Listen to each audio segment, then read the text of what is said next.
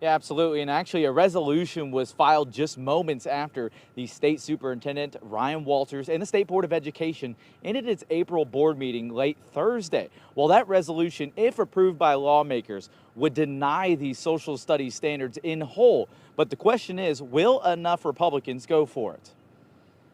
It's a full attack against our shared values in our schools by our superintendent. Senate and House Democrats fought this week against social studies standards approved by the Department of Education because of some things students would be taught, like irregularities in the 2020 election and the origins of COVID-19. Now, at least one Republican is against them too because of their approval process. State Board of Ed members expressed anger this week. They had less than 24 hours to read those standards before they were forced to vote on them. Republican Adam Pugh, leader of the Senate's Education Committee, filed Thursday's resolution to send those standards back to the board.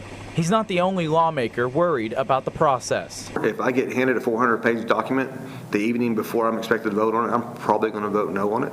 I wish that's what they would have done. Senator Pugh also worried about the cost of buying textbooks and developing curriculum, a price tag of $33 million. Money Democrats think could be spent in better places. Let's invest our limited funds in the future of Oklahoma by ensuring that our children have the tools to understand the world as it is, not as some need it to be to validate their self-image. Now, if lawmakers do not deny those standards, they would go into effect, and that resolution to deny them would need to be heard Monday to meet upcoming deadlines, and it's not clear if that will happen. At the Capitol, Dakota Wapakichi, KOCO 5 News.